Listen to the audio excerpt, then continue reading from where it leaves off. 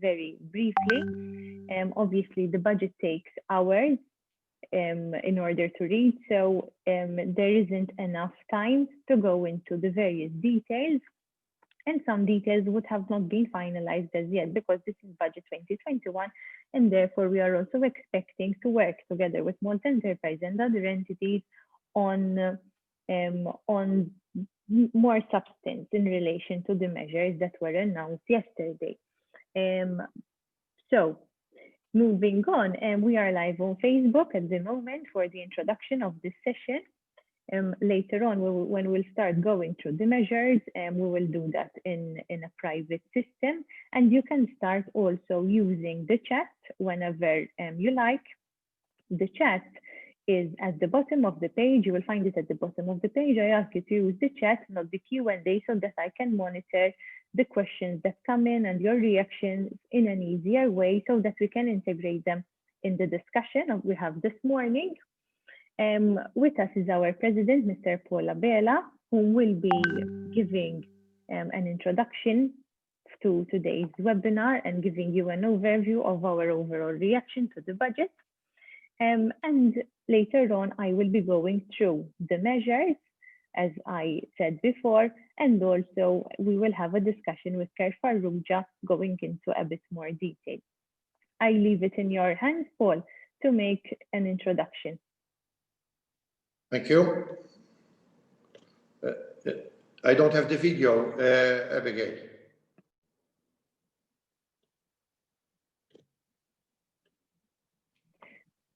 You should be able to switch it on from next to the microphone, Paul. There you go. Okay. Okay. Well, good morning, everyone. Welcome to this webinar. As you are aware, the subject is budget 2021. We heard the Minister of Finance yesterday announcing it in Parliament yesterday. As a chamber of SMEs, a good number of proposals came through this budget. I will mention the main points of our proposals. The wage supplement, which the wage supplement was a very substantial thing for survival of our businesses and even protecting jobs. The budget states that it's going to be extended till 31st March 2021, but yesterday morning we had a meeting with the Prime Minister, and at length we discussed that it should be extended till the 31st December because we need comfort. The employers and the employees need a long-term comfort, and I think from the looks of it, the Prime Minister seems to be in favor of extending the supplement scheme. As well, we discussed that is going to be a fairer system, and by the time they will get VAT returns by the end of the year, they can calculate those who had loss in turnover rather than the NACE code that they are using now. So it will be another possibility of other sectors will be entering in this system. Another possibility as well, we have proposed in our budget proposals that who employs new employees that lost their work from COVID, it will be given a compensation, but then the Prime Minister explained that to be simple, anybody employing new employees as from January 2021, it will be included in the supplement. So you are employing and someone else, you will be entitled to have the same scheme that is for the present employees. Another positive thing is the vouchers. Obviously, the vouchers have left a good mark on the business in general. Mainly, it was in the catering business and the accommodation business. But this time around, we insisted with the government that it should be fairer and it should be extended to other retail and services, and it was accepted. So the voucher now it's 60 euros in accommodation and restaurants, and the other 40 euros, they're going to be in the retail and services. So there is a fairer distribution of the voucher. The vouchers, I would like to insist that, okay, we are taking them as a normal thing now, but they created nearly 55 or 60 million turnover in our economy. So this is an important tool to add up with wage supplement. It is very important. I can tell you that most of businesses, apart from wage supplement, combining with the vouchers, they really at least made a very big difference. There is a lot of other incentives. There is the digital economy and sustainability, which will be Abigail will be explaining more. Multi-enterprise scheme. Obviously, Mr. Gerd Farrugia will be explaining more. And on another note, we have asked for lowering the tax, it was not accepted, and lowering the VAT rates. We thought that by lowering the VAT rates, 18% is too expensive. Other countries have lowered the VAT rates, and I think it would have been a good idea. But at the end of the day as well, the government has exempted the VAT registration from 20,000 to 30,000. And this is an important incentive as well, because from 20,000 to 30,000, you will have thousands of small businesses that they don't have to file the VAT return. And as you are aware, VAT return, you have to have somebody taking care of this VAT return. It's not easy and cost money as well to put this return as well. And this incentive, we welcomed it very, very, very, very good. Last but not least, I urge my members for investment. I think we have to invest. In Malta, all the economy was generated always by private industry and private businesses. So I think we should take and invest more. You know what we're going to invest now. Obviously, we're going to ripe the fruit within 3 years. So we have to invest.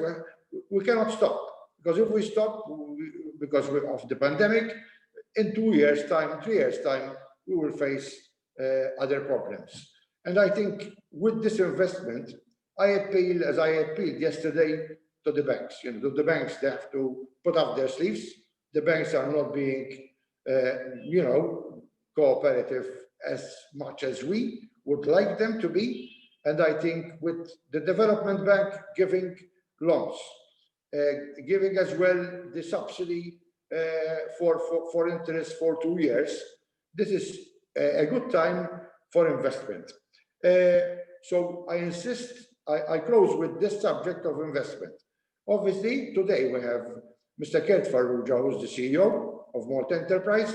I happen to be a director in Malta Enterprise, and I thank Gerd Farrugia for his excellent work he does at Malta Enterprise. He understands business, and obviously, Malta Enterprise, there is a lot of incentives. Always, when I entered as a director at Malta Enterprise, the things that they offer at Malta Enterprise is exceptional. There is a lot of incentives, and please use them. And if you have any doubt, obviously you will have information from Mr. Gerd Farrugia, and I augur everybody that this webinar will be very interesting for all businesses and all our members. Thank you very much. Thank you for that, Mr. Rabela. Obviously, we have not written the budget ourselves, so we might not be able to. Okay. We might not be able to go into a great level of details in the coming days. More details will will come to our attention in terms of information, and we will share this with our members as we usually do. But we will try to answer your questions as best as we can. Any questions that we do not manage to answer between ourselves and Kurt from Malt Enterprise, we will revert back. We will take note of your questions, then we will revert back. Mr. Kurt Farrugia, thank you for being with us this morning. And I will ask you if you would like to make a couple of introductory remarks before going through the details of the measures and start the discussion without revealing too much at this point. Thank you very much. Thank you for the invitation. I hope that the sound is fine from my end. Everything seems okay. First of all, thank you very much, Abigail. Thank you, Paul, and thank you to the Chamber of SMEs. Your contribution as social partners is no nonsense. Every time we happen to discuss matters, we do not always agree, but we always find a way forward. And I think that your contribution as a chamber is very important, both in terms of social dialogue, but also when drawing up exercises such as the 2021 budget. And I'm sure that a lot of what you said was reflecting basically the feedback that the government has been getting over the last months, particularly during these challenging times, I'd say.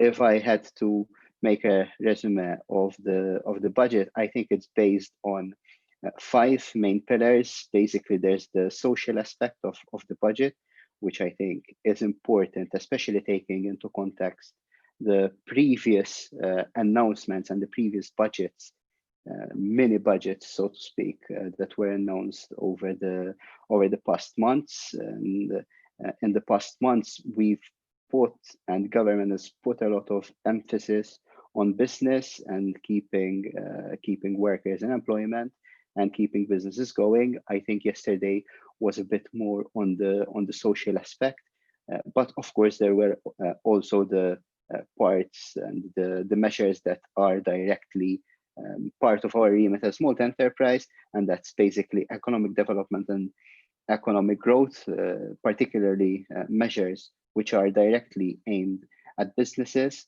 Of course, I think there's an important aspect of the economic development of the country, which is security and governance issues, the environmental aspect, which is again crucial for the advancement and the sustainability of our economy. We're talking about a new model for our economy, and I think that a lot of the environmental measures that have been announced yesterday and the aim of having the country carbon neutral by 2050 are 2 very important steps in the right direction for this new economic and regeneration model.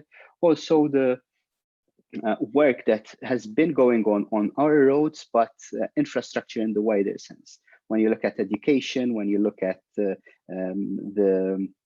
industrial project that government has announced a few months ago, and that we've been working on together with Minister Silvio Scembri and our sister corporation, sister company, which is Malt Industrial Parks. We're working on not offices, but facilities that will accommodate the businesses of tomorrow, the factories and the particular niche, economic niche sectors that we're targeting as Malt Enterprise to attract towards the island.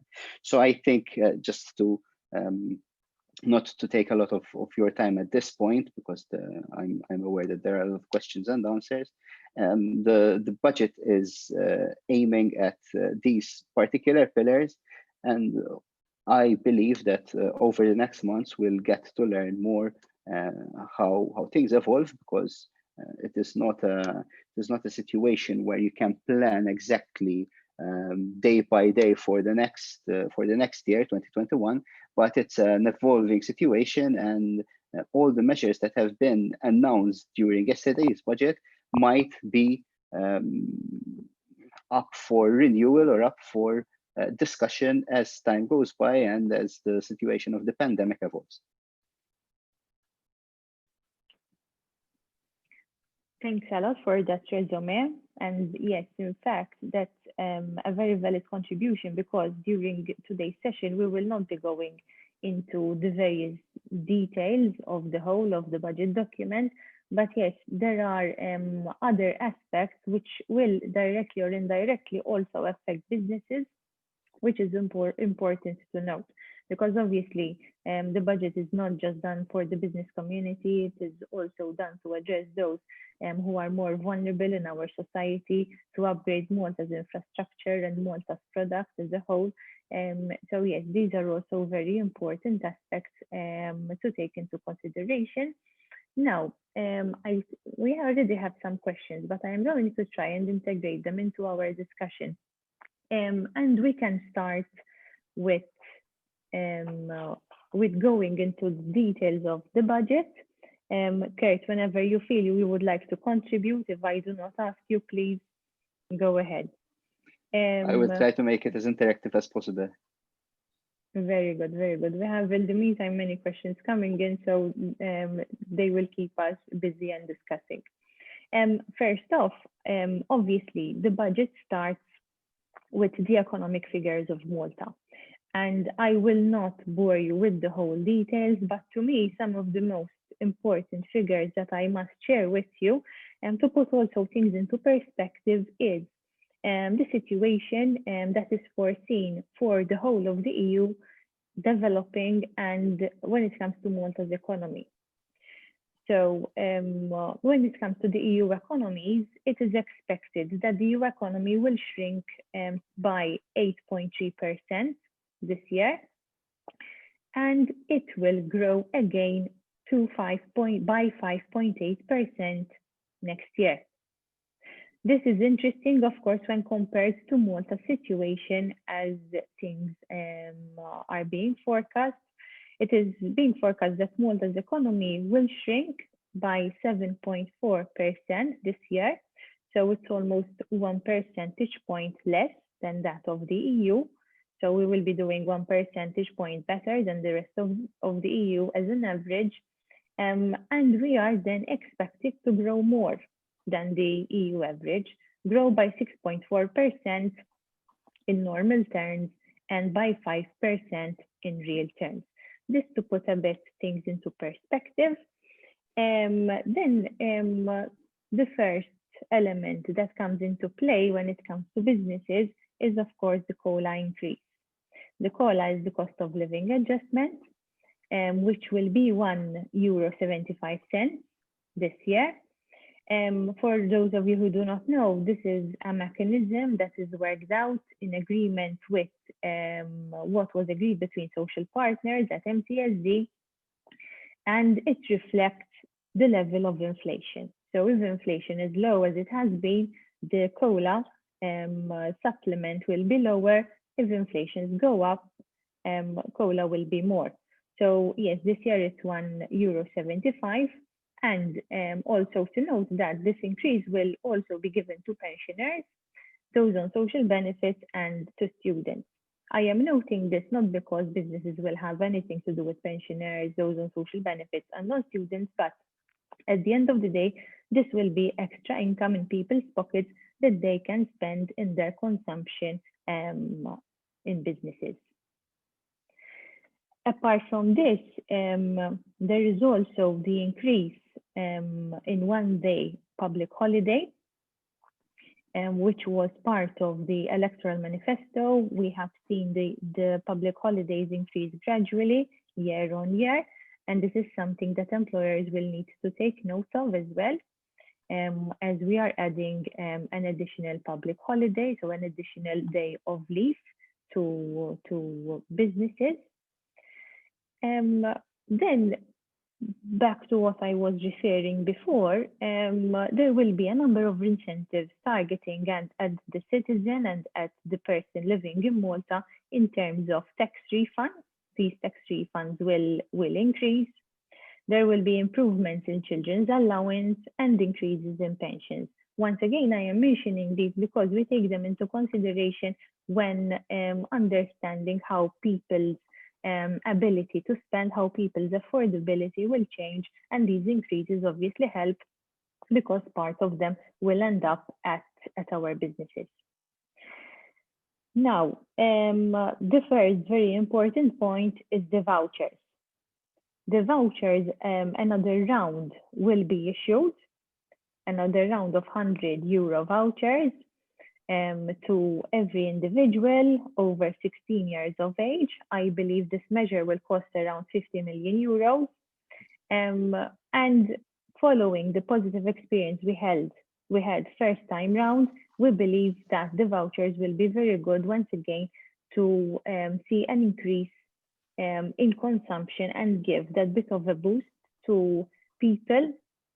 The reality is people's affordability might have changed because of job changing and things like that, but we are seeing very high levels of savings, which are not natural to what we were used to. So with the vouchers, the aim is to get people moving, getting people back to their normality, and helping them by using them, helping them go back to spending and also enjoying life. Part of these vouchers, this time, as Paul mentioned, we will see a different way of how the vouchers are split. It's not €80 for hotels, restaurants, and accommodation. This time it is €60, and it is €40 instead of 20 for retail and services. This is something that, yes. If I may, Abigail, your point is very important, particularly when this is combined with the wage supplement, because if people are not in employment, the likelihood that they will go out for a meal, they will go for a short holiday or a short trip is going to increase. So basically, I think the two measures go hand in hand, and people will spend if they still have an income. Because most of the time, even when you have a voucher, you will spend that bit more when you go to a restaurant or when you go on a holiday. So I think the extension of the wage supplement, which as it has been proven means that it's a measure to safeguard jobs, will go in nicely with the new voucher scheme, which will, as I understood, come into force in January, and in that way the vouchers can be spent during downtime for everyone, basically the difficult months, as they are every year from January to March, basically. Exactly, and in fact, we have some questions related to the voucher scheme. Mainly, first of all, the new way of dividing the vouchers and the way they are allocated, they were done following consultation with us as well, and proposals we put forward also reflecting what our members have asked for in order to make it a little bit fairer as well. Summer is popular and very, very important for certain sectors. Now that we are approaching winter, other sectors need to be helped in order to make up for their usual income they usually get from consumption. We have someone asking whether some retail outlets that were not maybe previously involved included because they were not eligible for the voucher scheme, whether they will be included this time round. As far as I am aware, there will be more flexibility from the side of MIMCOL in terms of who will be eligible to participate in the scheme. I don't know if you want to add anything to that, Kurt. No, not really. I'm sure that there will be more flexibility, and there's already 2 or 3 months experience of basically managing the voucher scheme. So I'm sure that my colleagues at MIMCOL, the ministry, will be taking note of any changes that might be added to the voucher scheme. And I'm sure that flexibility in all these schemes is usually the name of the game. Of course, you need rules, you need to have the regulations, because it's not a free-for-all. And when we're talking about 200 million wage supplement, 50 million on vouchers, which will add to another 50 million, that's 300 million in just 2 seconds, 5 seconds of talking. That's a lot of money, and that is why governance in such schemes is important. But I'm sure that we've shown, and government has shown, flexibility, and that is the way things should be moving forward. Yes, very true. And someone asked if there is, obviously, MIMCOL is not here with us today, but we talk to them quite frequently. That is why we are able to give these updates, but we will get back if necessary. We will talk with MIMCOL and get back if necessary. In terms of whether there is a list of services besides hotels, restaurants, where the vouchers can be used. Basically, the aim of the first round of vouchers was that they will be able to use in those sectors, all those businesses that for health reasons were asked to close for some months during the partial lockdown that we had in Malta.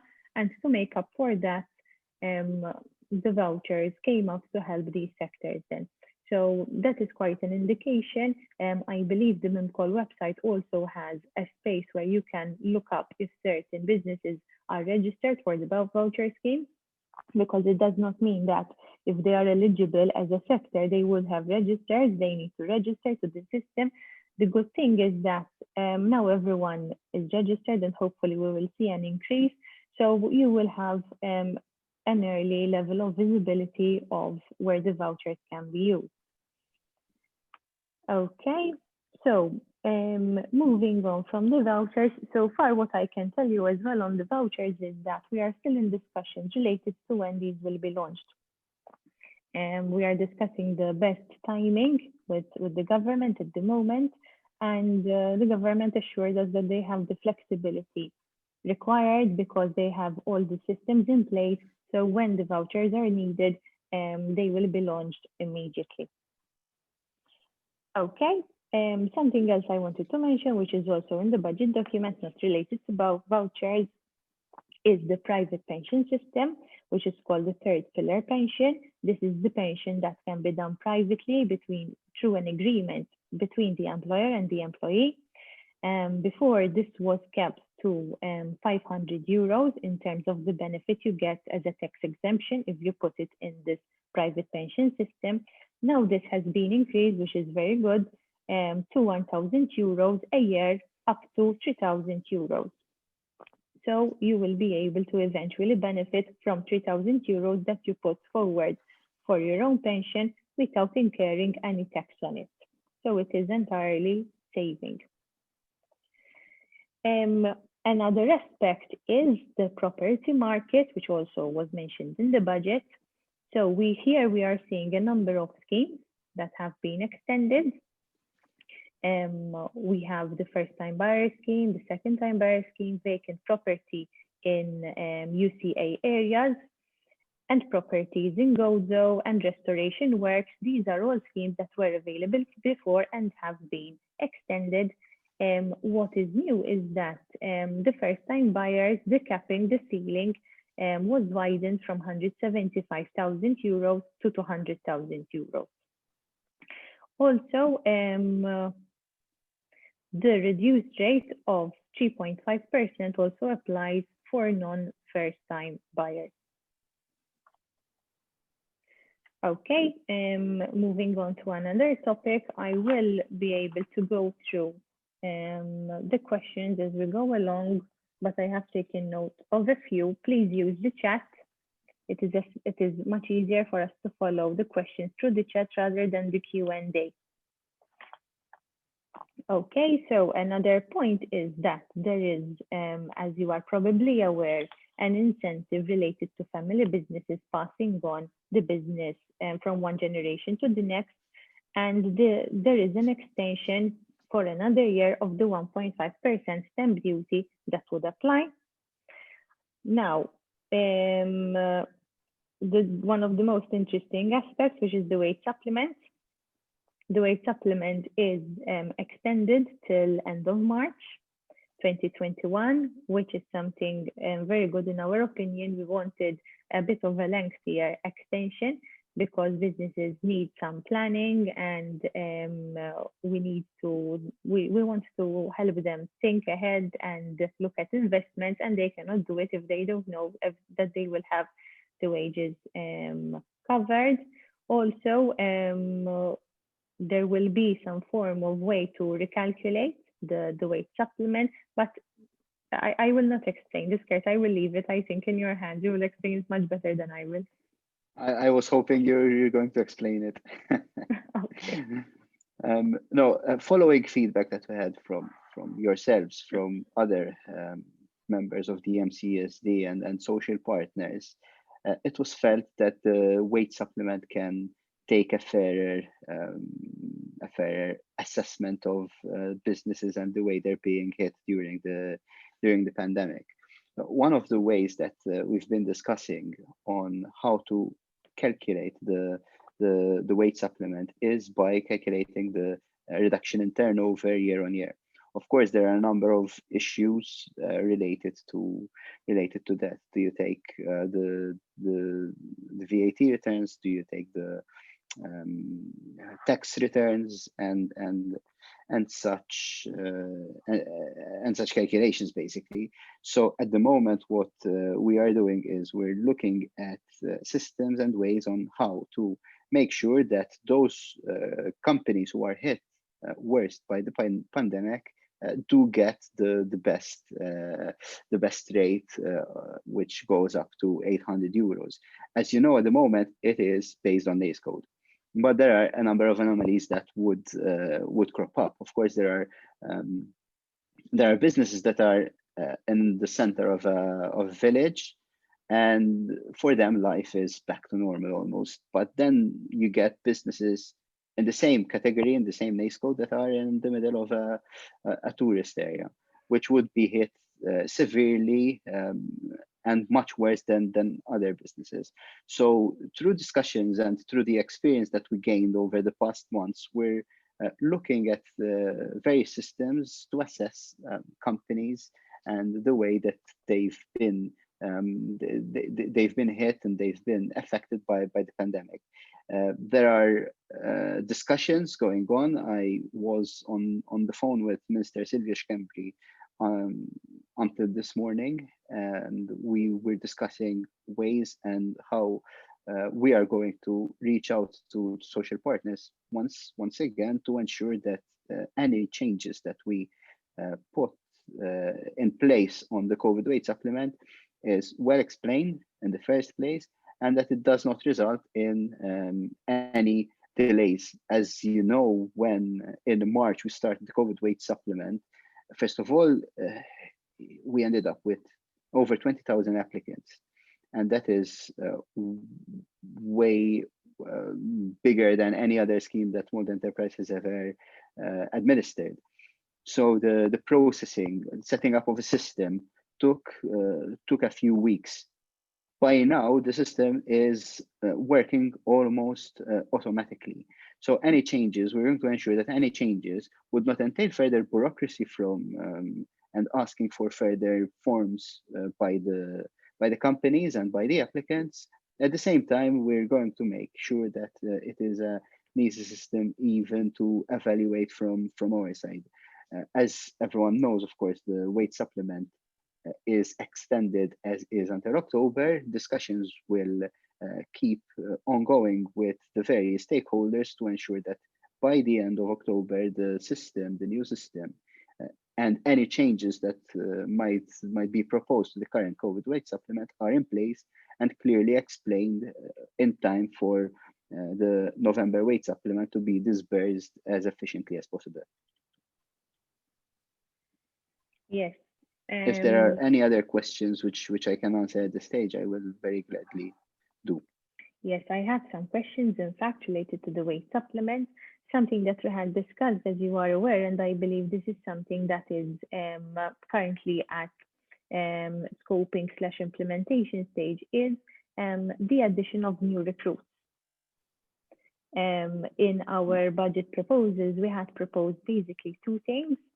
One, that that new employees that come into the business, replacing others that have left, not because you have made someone redundant, would be able to be reintegrated into the wage supplement. And secondly, we also propose some help for employers who are courageous enough to employ new people. From this discussion so far, what I am gathering is that this will probably be all integrated into the wage supplement, and currently the government is seeing the best ways how to integrate this. But there will be the possibility to integrate new employees.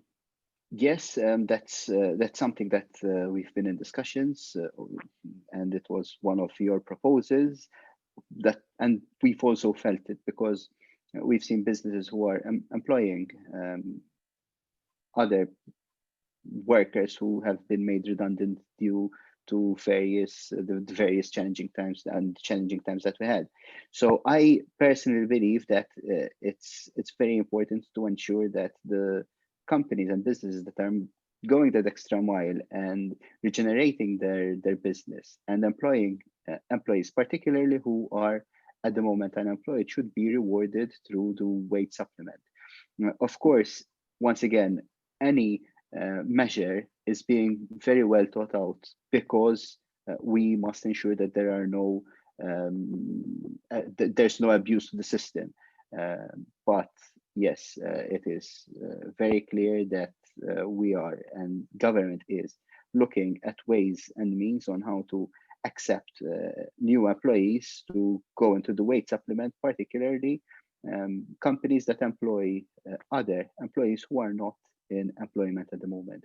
And I think that is the way forward. And I think that the discussions, whether it's going to be part of the wage supplement or part of another scheme through Jobs Plus or some other entity, will make sure that it is the most efficient way so that companies that go that extra mile and employ a new employee, or even go to the unemployment register and pick someone from there, are rewarded for their effort and the courageous decisions that they're taking in administering their business.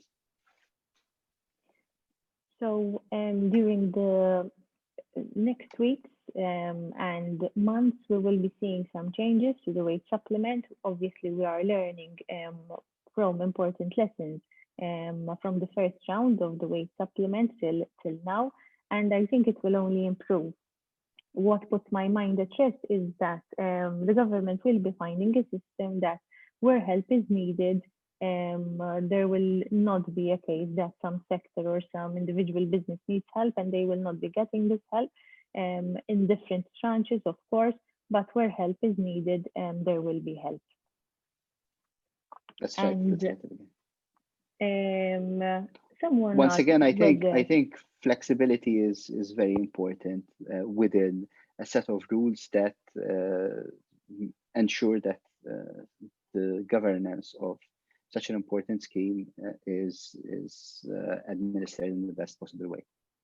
Yes, which might mean that if a particular business or a particular sector starts doing relatively well, once again, they will be weaned off from the wage supplement, yes. And so that this help can be directed to other sectors that still need this sustainment.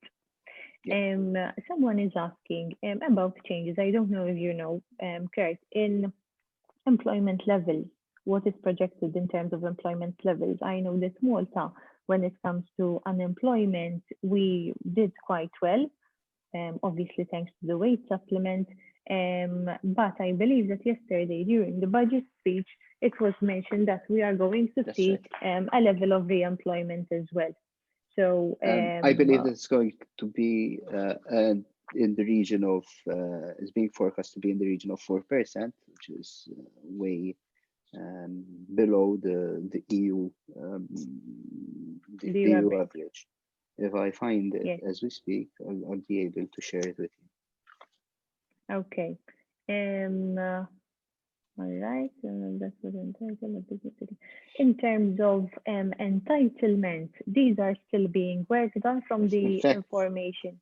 Yes. In fact, Abigail, it's the budget yesterday said forecast that the increase in employment is expected to be around 2.3%, while the level of unemployment will be in the region of 4% for 2021. Yes, thank you for that. So that is good. When we forecast an increase in employment levels, it shows that the economy is regaining strength. And someone asked in terms of the wage supplement, the level of aid they will be getting. Obviously, we know what we have so far. We don't know how the reformed wage supplement will work exactly, but from what we were told yesterday from our meeting with the Prime Minister, we know that there will be more tranches potentially to be able to cater specifically for different situations in businesses, but these levels are currently still being discussed and it's still a work in progress. As we said, we will know more in the coming weeks and in the coming months, hopefully.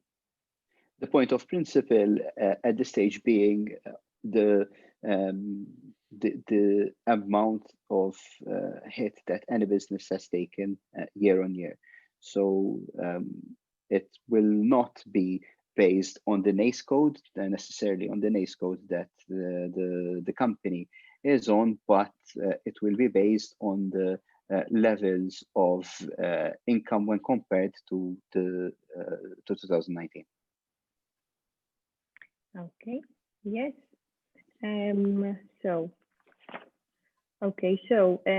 If there are any more questions related to the wage supplement, please put them forward, but I think we have answered and quite exhausted this topic. Obviously, I know you would want to know the full details of what is coming, but this is still a work in progress situation. So, but at least you know the way things are working and what to expect in the coming months and in the coming weeks.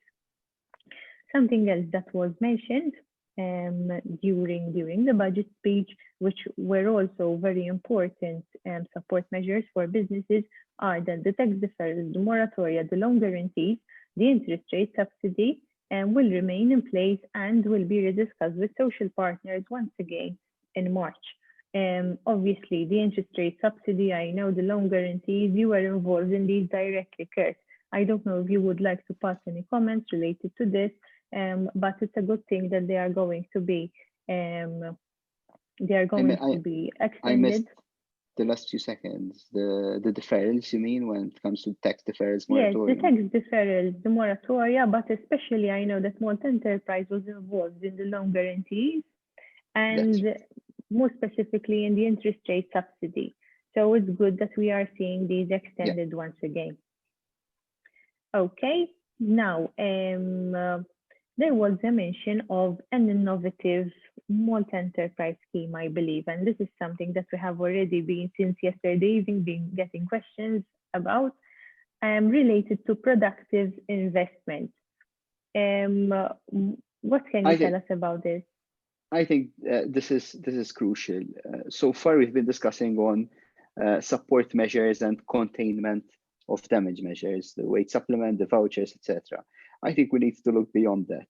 At this point, first of all, it's very important to note the importance of manufacturing. Even during the pandemic, our factories kept working, our investors kept investing.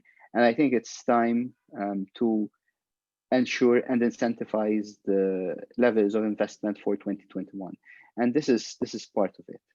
It relates directly to SMEs, of course, because we're talking of assisting companies employing less than 50 employees, and we want businesses to regenerate. I know at this point, it sounds like a buzzword probably, but at the same time, we've also been getting a lot of questions. We've also been getting a lot of queries on ways on how businesses could regenerate their business. They could change their processes. And this is exactly the aim of the scheme. It will cover up to 50% of the cost to a ceiling of 200,000 euros. And the companies will be expected to put in some innovative techniques, innovative business change processes, upgrade their systems, upgrade their facilities, and they will be assisted through the scheme. One, I think, important addition to this is any collaboration of innovation with a research institution, University of Malta and CUST, and international institutions will be rewarded by over 30,000. It's in fact 200,000 plus 35,000, up to 35,000 for collaboration with research institutions. And the message here is to push businesses to move towards innovation, to change their practices, to change the way they operate their businesses at this point in time. Of course, together with this scheme, there are also mention of new schemes that will assist manufacturing, particularly, I'd say, when regenerating and moving forward into Industry 4.0, going into Internet of Things. Those are schemes that have not been specified yesterday, but we know that going forward in 2021, we believe that we need to incentivize further investment and particularly put emphasis on sustainability of businesses, put emphasis on the environmental, the social and the governance aspect of each business, and give incentives and assist, support businesses to grow and to invest even more. As you know, investment means new or even different jobs. This coupled with upskilling and reskilling schemes that we have as multi-enterprise.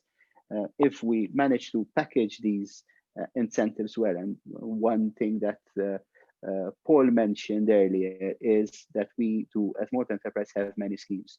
One of the auto-criticism that I can put forward is many of the schemes are not marketed in the right way.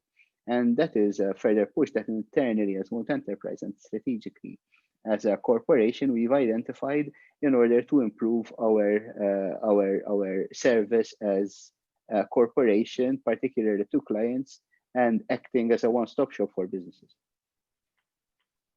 The scheme, in fact, is very interesting. The one that you mentioned, I believe you are referring to the one which is eligible in terms of eligibility under 50 employees. Yes, that's right. But I also made a mention on another part of the budget, which put specific mention to larger companies and larger manufacturing facilities, which also create employment.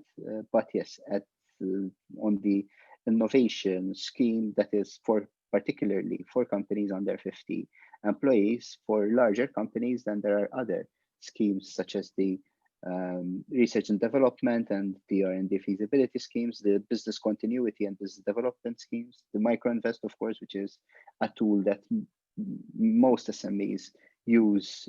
And this year there was part conversion in cash, and that is something that we will be looking at as we progress. These are all schemes that do not look to the here and now, but encourage businesses to grow, to change, and to invest even more and to employ even more. And in fact, it's you preempted me, because I was going to see from the questions that are coming in, what is available for smaller businesses under 50 and what is available for larger businesses, because some are saying, how is the 50 employee calculated? So as far as I know, a group is calculated as a whole group. You cannot subdivide individual units, but I don't know in the case of this scheme. But as you mentioned, there are other schemes that one can look at, which may be even more adequate for such business structures. In this case, I, of course, will need to go into further detail, but I believe that it is for companies that employ less than 50 employees, not simply or not being, even if not part of a group, because this is not a scheme under the de minimis rule, but it is a general scheme under the general block exemption. So I believe that it will not be per group, but per company. Okay, it's something that very have good. to. It is something that we have to look into when we draw up the guidelines, and that is works in progress. since this is a 2021 measure. Exactly. Yes, but that would be very good.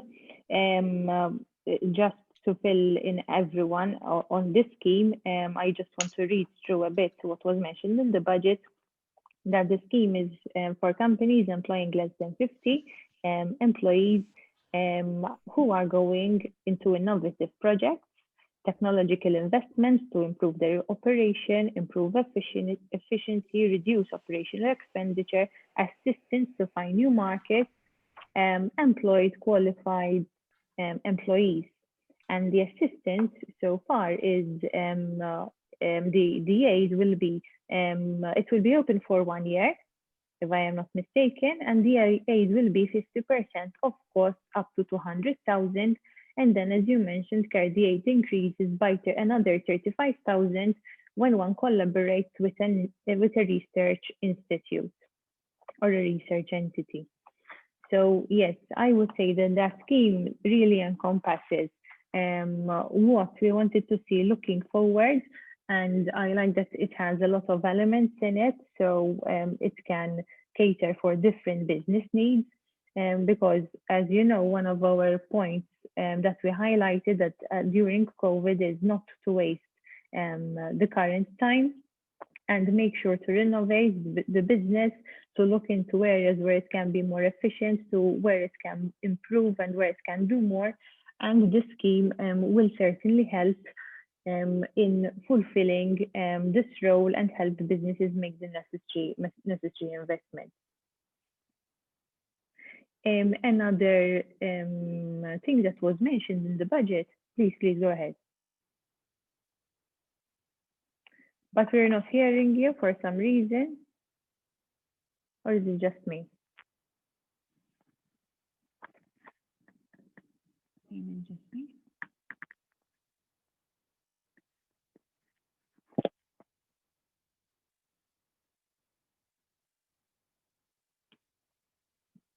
Okay, let's see. Can someone tell us if it's just me or whether you are hearing Kurt talk?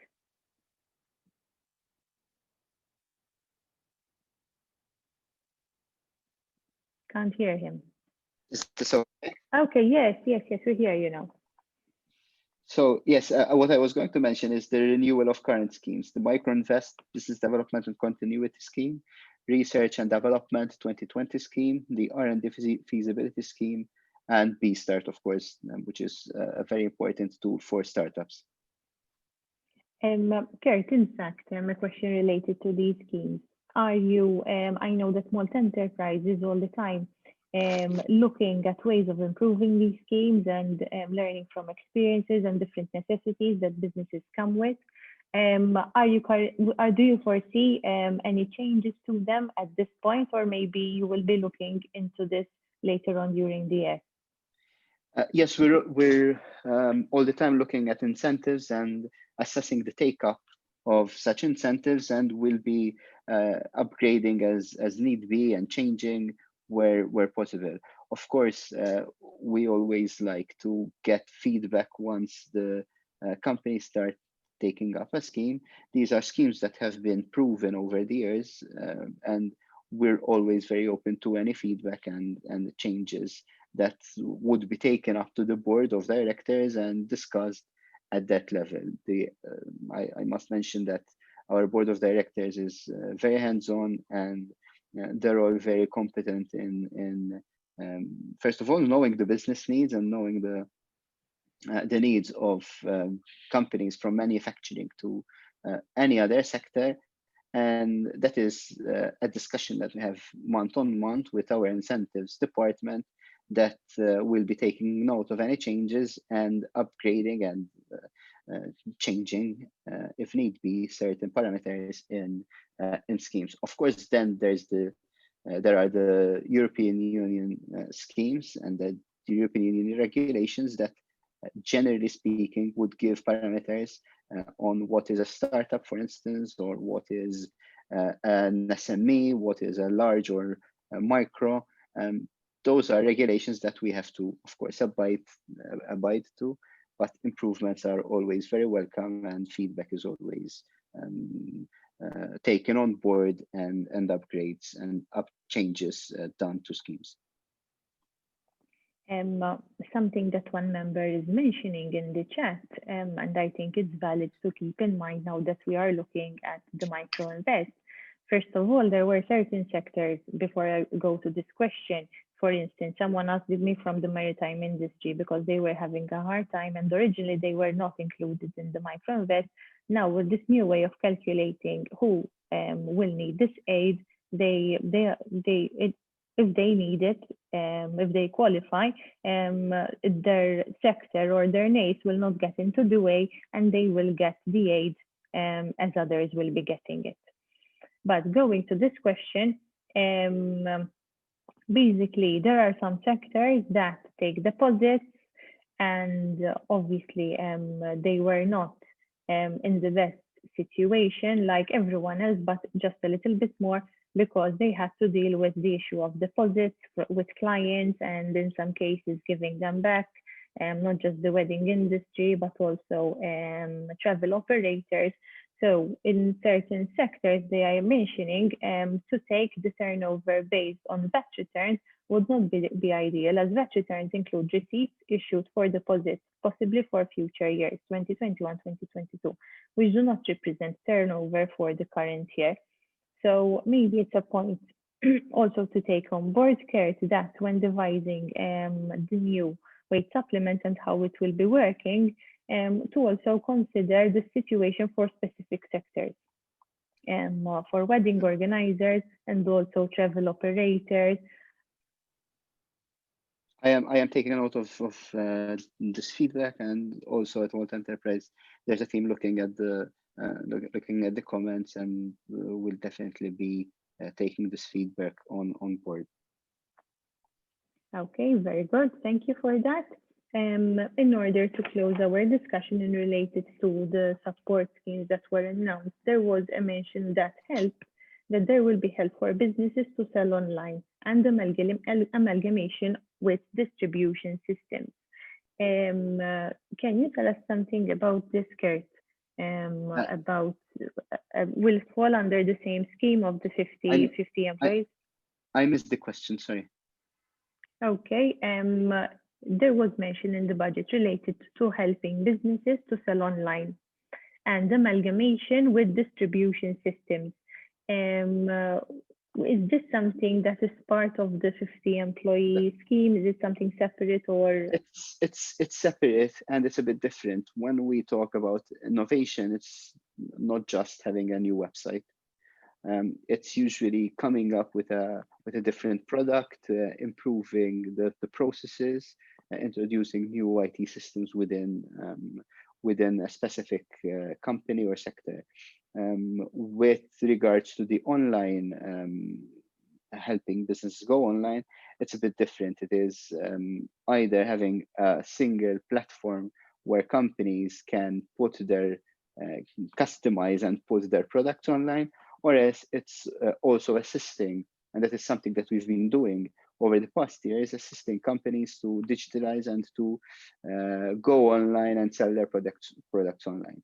So it's going to be part of another probably wider scheme, either to give the tools to companies to be able to put their products online, customize that particular tool, and have it for the particular company, or else it's also by assisting companies to have their own products online through systems that and website and what have you, tools that they can commercialize their products online. So no, it's to answer your question, it's a separate scheme. It's a separate scheme. And when it comes to amalgamation with distribution systems, I know that one of the challenges, especially when looking at exports, but we are saying small business exports, is the logistical aspect. So hopefully what you mentioned will also look at this challenge to help businesses in the export and being part of the distribution system, which is quite difficult when you're doing it on your own. Yes, that's right. a comment related to business first. Business first are very well organized and extremely helpful, both regarding multi-enterprise schemes and also regarding the ERDF funds. Regarding the latter, the ERDF funds, appointment fixed within few days and with the representatives should be made more use of, and then we should create more awareness, as I missed out on some opportunities. Okay, thank you for the very kind comment. And obviously, you have two very proud parents here, because we are both part owners of Business First, and we really try hard to be of assistance to businesses, and we're glad that there is this kind of feedback. Okay. Yes, in fact, we're very proud of Business First and our collaboration with the Chamber of SMEs at Business First.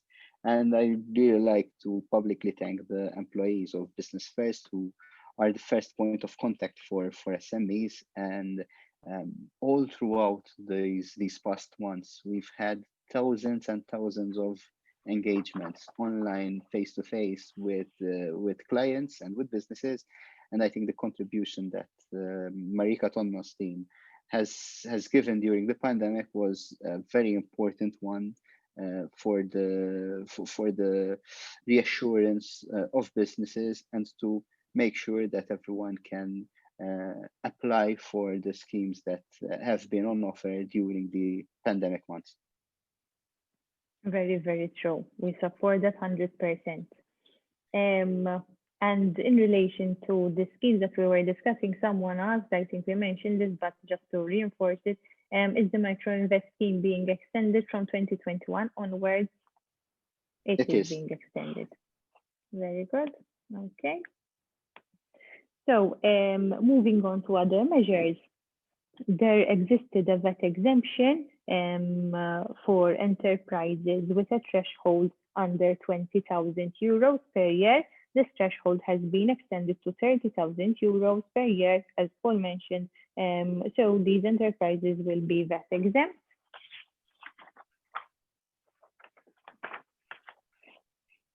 Other things that were mentioned in the budget is anywhere you want to add anything, Kurt, please go ahead. The promotion for companies to use the Internet of Things.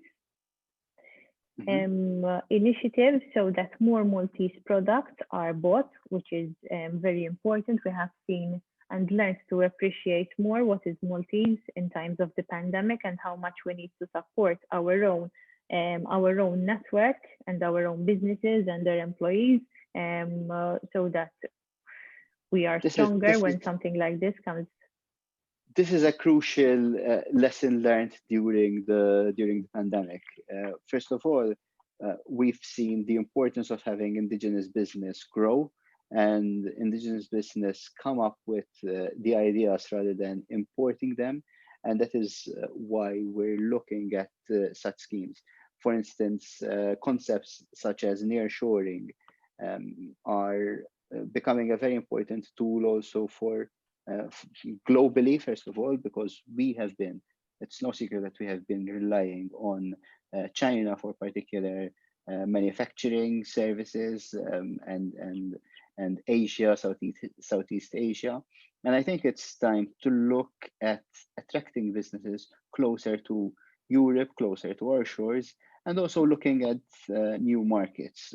I believe that there's a mention also in yesterday's budget that government will be incentivizing businesses to look at markets such as Africa, for instance. Before the pandemic, in fact, I probably caught one of the last flights before the airports were closed. We were in Ghana.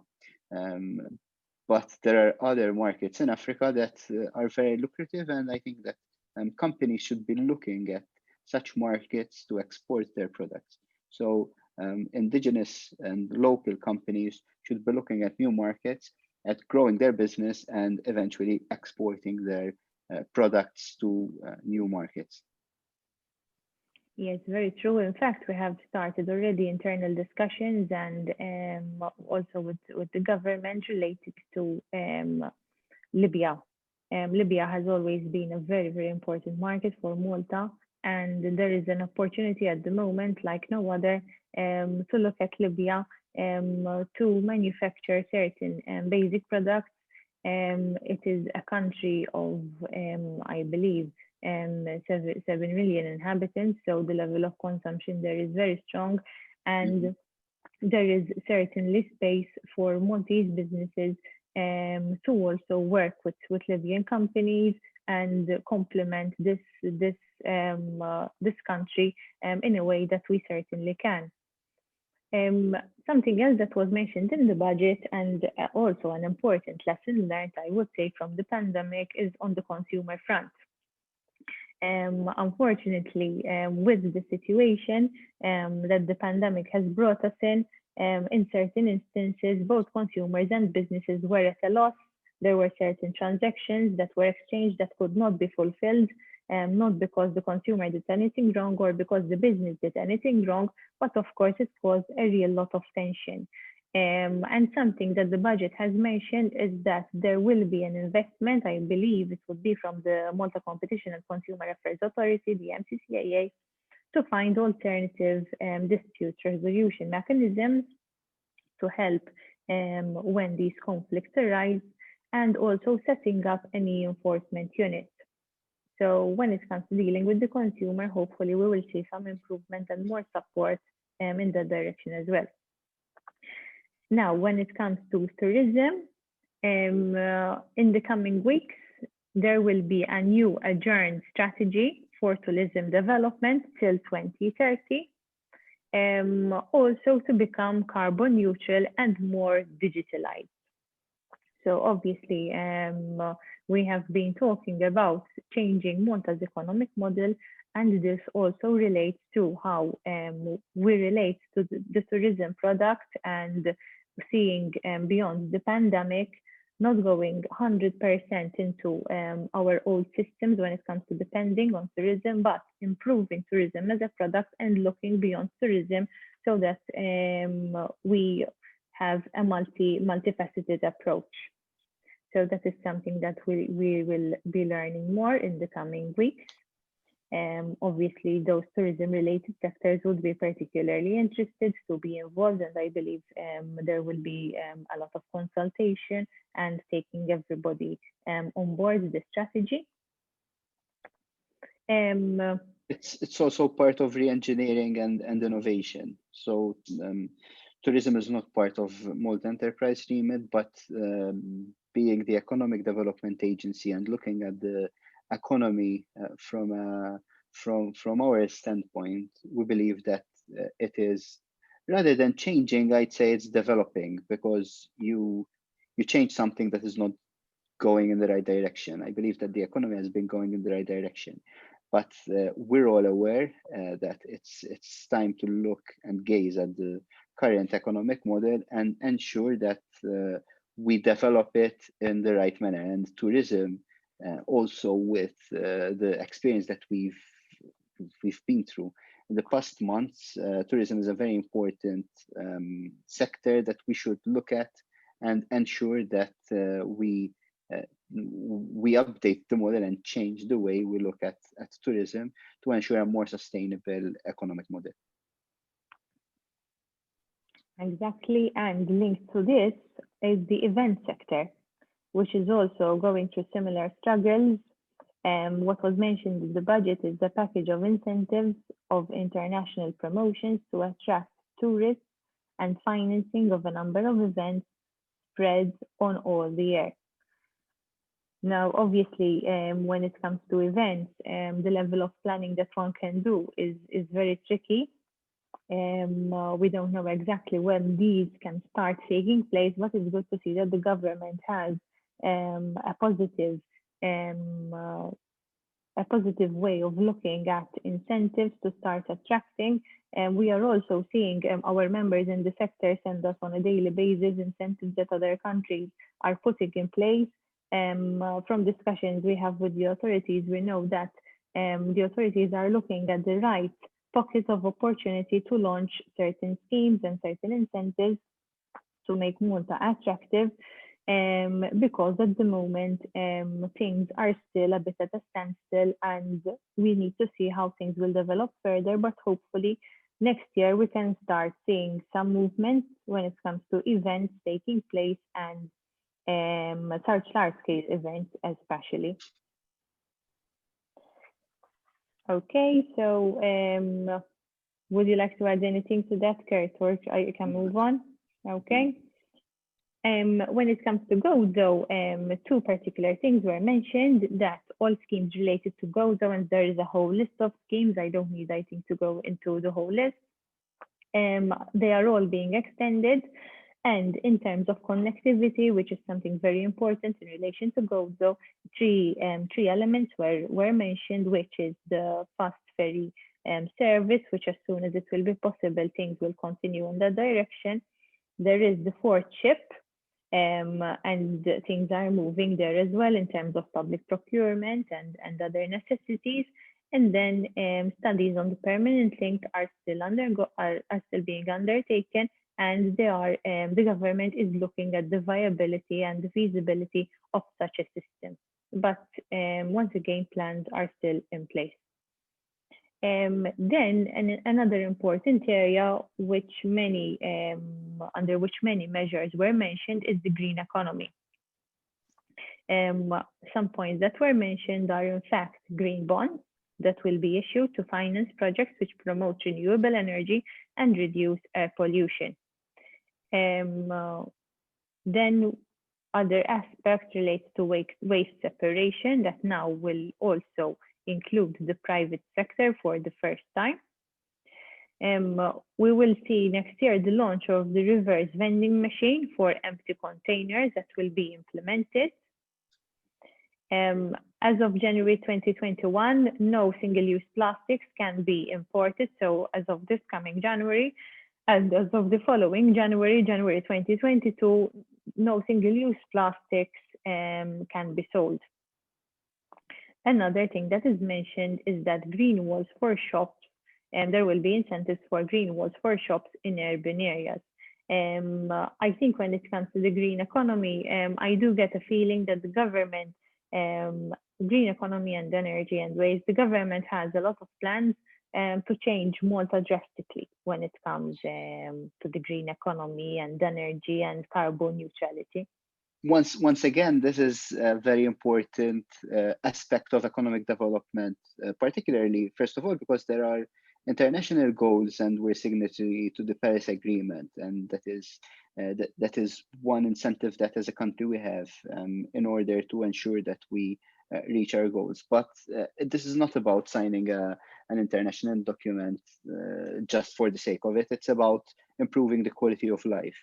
And we all know that economic growth is important, but without a good quality of life, without better environment, without having a better economic model to ensure that there is sustainability in everything we do, I think that the country in the long term will lose. So yes, these are important first steps towards having a country which is more environmentally up to date, that does not contrast with any economic advancement of the country. And part, I'd say, of an important new economic model. And what we've been doing even as Malta Enterprise, and this is something that we've introduced in the past months, we're also looking at projects that are particularly important to the environment, to the social, and to the governance aspect of the country. So basically, when we have foreign direct investment or even local investment, we definitely look at giving an important consideration to the environmental impact of that business, but not just environmental impact in terms of a negative way, but also in terms of the positive environmental impact that a particular business will be contributing to the island. So it's a mentality change, it's a mentality shift for the whole island, and I think that the message being given here is that the country is gearing. We're not there yet, but the country is gearing towards moving to a more sustainable economy. And which is very, very important. because one of the reasons why COVID happened was because the way the countries were working, business was done, and everything was quite careless in terms of the impact it was having on our surroundings, in terms of the balance, the natural balance of things. And we need to operate more sustainably in a greater level of awareness to undo all the damage that has been done. We don't want another disaster like this to happen. So That is it is that is an that is another important part, and it goes hand in hand. Sorry, I'm talking a lot, but it's a topic that is very close to my heart. But it's another part of our schemes that we're putting forward is the digitization of business, and I believe that through what we've been through our experience, not just throughout the COVID-19 pandemic, but also before, it serves as an impetus for businesses to ensure that they're up to date, that they go digital, and they digitize their processes and their businesses. And that is where, as a corporation supporting business, going forward, we will be putting our emphasis when it comes to giving support measures to businesses. It is about doing business more consciously, both in terms of being more respectful to the environment around us, the people that live around us, but also improving the business process and getting a return out of that. So it's a happy balance that a multi-enterprise will help business in finding. I will just go through very quickly the last few schemes that were and measures that were announced. Energy, as we mentioned, another important pillar. Schemes for PVs, heat pumps, water heaters, and storage batteries. These will once again be extended. There will be the establishment of a feed-in tariff for PV installations, something we look forward a lot to in order to be able to plan ahead. And also extended are schemes for well restoration, changing appliances, and for vulnerable groups, and also reverse osmosis. Together with this, now more on the vehicle aspect, there will be an extension of the scrappage scheme for older vehicles of more than 10 years, up to 7,000 euros in terms of aid. And the number of schemes for the purchase of cleaner vehicles are also being extended. In terms of industrial areas, there is 450 million allocated for the coming 7 years on new spaces for offices and businesses, including spaces for SMEs and new logistics hubs. This is Please go ahead.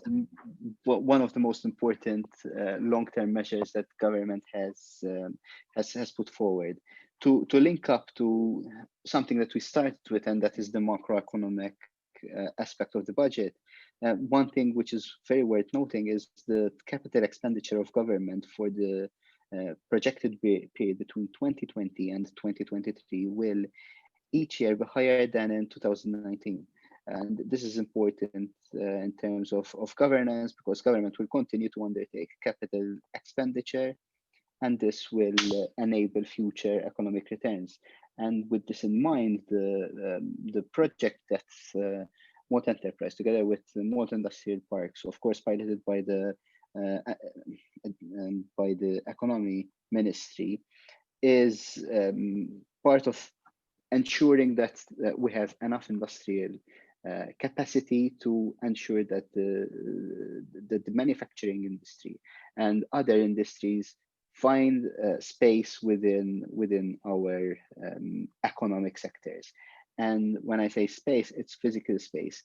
We're not referring to office spaces, which are plenty in the market, and which there are plenty in the market at the moment. But we are specifically looking at the upgrading and the redevelopment of parts of the life sciences park, and a development of another available part around the San Juan campus of the life sciences park, and that will be specifically built to host an area of businesses and investors, local and international, within the life sciences sphere, within the digital sphere. So those will be areas such as laboratory spaces, clean rooms, etc., where we can host such businesses. We're looking also and that is a project that is in the region of 100 million euros. Then there is the new Cordine Business Incubation Center that we're looking at. That is another facility for industrial incubation, for instance, where engineers, where young entrepreneurs, small entrepreneurs that want to start up their business, they will find a touchdown facility where they can start their operations and hopefully grow out of the business incubation center. Those are very important facilities and infrastructure projects that are not looking at the here and now, but they're looking at the future of the economy for the next 5 to 10 years at least. So I think this is a very important aspect of this budget and part of the regeneration announcements that have been made in the past months, that government and multi-enterprise are looking beyond the current support measures and ensuring that there is investment also by the government in capital projects such as new industrial spaces. From my experience, I know how important this is. So that is very good that a project is in the pipeline. Concluding, just one final 2 points. Ta'ali Crafts Village, it was mentioned that help will be in place to finalize the project by next year, also for individual businesses that have not managed to keep up with the requirements of the project, or obviously since the project was launched, things have changed drastically because of COVID. So, but there will be that extra push to help. And then when it comes to the construction industry, there will be a new construction building authority, and there will be a license required to operate as estate agents, samsara, and property consultants. And there will also be a creation of a compensation fund to be introduced. So that is all. Thank you. Thank you very much, Kurt. I know you need to run into something else, so I will leave you. I will go through the final things, but they are not related to multi-enterprise. Do not worry. Thank you very much for being with us. Thank you very much. I hope my contribution has helped a bit more your constituency to understand what has been announced yesterday in the 2021 budget. Thank you very much. Very much. Thank you. Thank you very much. Other than that, we have a few questions which are not related to multi-enterprise, but some we will get back to individually because they relate to other areas of the budget. But from what I can tell you is that we have a question related to pensions and whether they will be calculated automatically. These will be recalculated automatically. You do not need to reapply for anything for the recalculation of the pension, unless obviously something comes out later on, but usually that is how it is worked out. Someone is asking about the e-commerce grant scheme. Now the e-commerce grant scheme, that does not fall under multi-enterprise, but it falls under the ERDF funds, under Business Enhance. And we are aware of this issue related to people that have been working in the industry for many years, and therefore they were not at an age back then to start with their normal diplomas and things. And we are currently discussing them. We actually were in the process of discussing them before COVID hit. And then obviously priorities have to change very quickly, but we will get back to these discussions. We will restart them with the Business Enhance unit so that this is tackled as well. And we will get back to you about that. And then there is also a question related to third country nationals. So I don't know what exactly it is about in relation to third country nationals, but from what I know is that the door has not been closed entirely in relation to third country nationals. But obviously there is a level of control to make sure that if one can source employees locally, that should be done very, very well. And if proof can be brought forward that employees cannot be sourced locally and you still need to apply for third country nationals, that is still also possible. So from this end, I believe there is no issue. If you encounter any specific difficulties, we are always ready to help. We have a direct level of contact with Identity Malta, and we will be able to support there. When will the VAT exemption threshold increase from 20,000 to 30,000? I don't believe this was mentioned in the budget. Usually we see it at the beginning of the year, but as soon as there is this development and we know about it, what I can tell you is it will not come into effect immediately, because there are certain procedures that need to be undertaken by the government. So as soon as these procedures are undertaken, we will let you know with an update. Okay, as I said, if I missed any specific question, obviously, we could not go into a great level of detail related to who will exactly benefit from what, and what levels of benefit are we talking about, because the budget was announced just yesterday. But what I can tell you is that on the 18th of November, you can already diarize this. We have an event coming up, which will not only include Malta Enterprise, which will not only include Business First, but many other entities who will be able to give much more detail on the budget measures and beyond that. So obviously the budget might have included just one sentence that could have meant anything, but we will have different entities, including potentially the Malta Tourism Authority, Identity Malta, the Parliamentary Secretariat for the Digital Economy, who will be there to give a real good overview of how things are heading, what are their plans, and updating you so that you are aware of what is going to happen and what schemes you might be able to benefit from. So you will be receiving an invite for the 18th of November very soon. It will be a hybrid event, so it will be similar to this one, but with the exception that we will have a small level of attendees in the room as well. So if you are interested to being there physically in the room and asking your questions directly and interacting and networking in the best way we can, given the circumstances, you can also do that. Obviously, we are very conscious of COVID regulations in terms of health, and we will be adhering 100% to the regulations. But I think it is nice that we don't just speak to a computer and we don't have an audience. It's nice to have this feel of the audience and having the audience asking questions directly, which is something that we miss dearly because of COVID. So with that, I close the session today. Thank you very much. I hope you found this useful.